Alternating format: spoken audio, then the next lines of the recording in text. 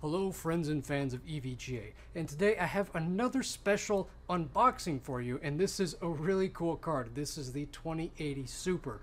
This is the new high-end Super card. As far as I'm aware, this is the highest end that the Super moniker will ever go. This is a card which, despite being an 8GB card, in some cases actually gets pretty close to a 2080 Ti performance, and that's despite the fact that these are significantly less expensive than 2080 Ti.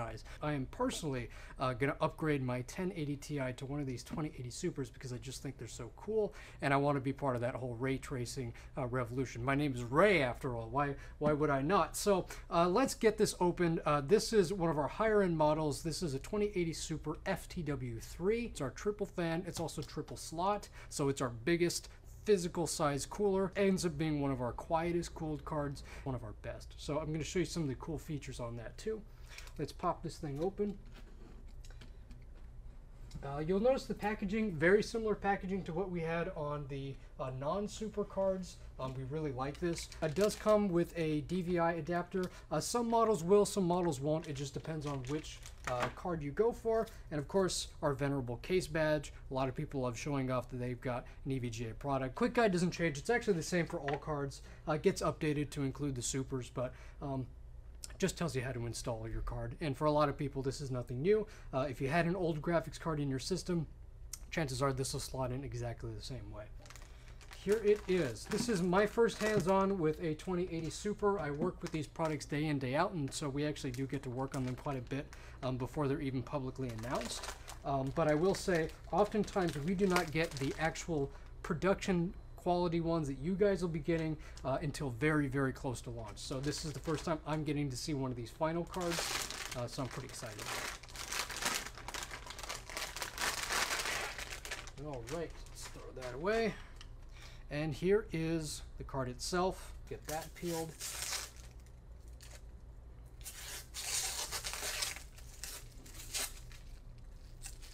One thing I'd like to point out, because we have had some questions on this on our other cards, you'll see here that there is a little logo that says Super and 2080, but there's actually a pull tab. So you pull this off, and there you go. Full stainless steel nameplate. So this is definitely how I recommend that you use it. Don't leave that sticker on there because it won't look right with the LED lighting. Really high quality. I'm always surprised every time I hold one of these 3-fan cards, the amount of design and attention to detail that we put in these. Full aluminum back plates. They really do help with rigidity quite a bit, but there's also a full-length base plate that sinks heat because it makes contact with your VRAM, your VRM components, and it also helps make the card a little bit more rigid. So you've got this sandwich of metal that holds the PCB. PCBs are great, but they're actually not very strong. So when you get to a card of this size and this weight, you do want the extra support, and that's why we went through the trouble of adding in a base plate, a back plate, and a triple slot bracket, so all of it kind of supports the weight of the card. There is an RGB header. This one is a 12-volt RGB, so this is not an addressable RGB, but if you want the color on the card to match another strip in your system, you do have the option to do that. And this one I really like. I want this feature on every card. This is a PWM header.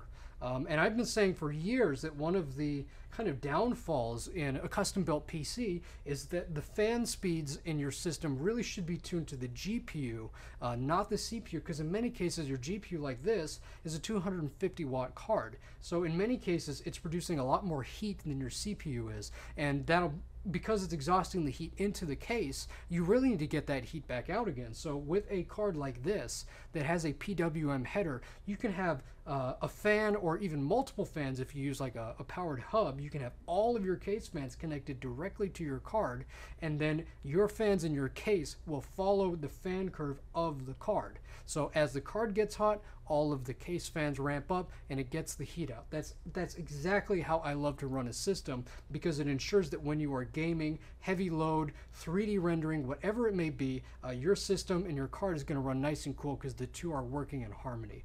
So I think that having a card with a PWM fan header on it is a really nice feature. feature, and it just rounds out kind of the goal of this card, which is this is kind of an ultimate overclocking, ultimate performance model. So this is the higher end FTW3. This is the 2080 Super. It is available starting today. So as of posting this, you can run out and buy one of these cards. Hopefully it's in stock. I'm sorry if it's already gone out of stock. 2070 and 2060 Supers went out of stock pretty fast on their launch day. This might as well. Thank you guys for watching. As ever, really helps us out if you give us a like and you subscribe.